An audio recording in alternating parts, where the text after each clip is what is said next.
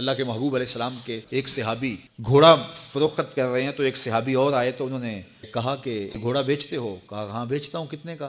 کہا 500 درہم کا۔ تو عرب گھوڑے کے اوپر سواری کر کے چیک کرتے، تو گھوڑے کے اوپر جب ٹرائی لی نا تو واپس آ کے کہا کہ اس کا 600 درہم لوگے؟ اس نے کہا میں تو 500 میں بیچنے آیا ہوں، تو تم 600 دیتے ہو تو بسم اللہ۔ تو پھر وہ کہنے لگے اچھا 700 لوگے؟ انہوں نے کہا کہ مجھے اور کیا چاہیے؟ تو کہا نہیں یہ گھوڑا تمہارا تو 800 کا ہے۔ وہ کہنے لگے ہاں میرا گھوڑا 800 کا ہے۔ تو کہا پھر 500 کا کیوں بیچ رہے ہو؟ کہا میری مجبوری تھی، میں نے بیٹی کی شادی کرنی تھی۔ انہوں نے کہا میرے صاحب میرے بھائی میں تو 800 میں لوں گا۔ انہوں نے 800 روپے پیش کیے اور گھوڑا لے لیا۔ تو کہا کہ میری تو مجبوری تھی اور تم نے 800 کا لیا جب تمہیں 500 کا مل رہا تھا۔ کہا میری بھی مجبوری تھی۔ کہا تمہاری کیا مجبوری تھی؟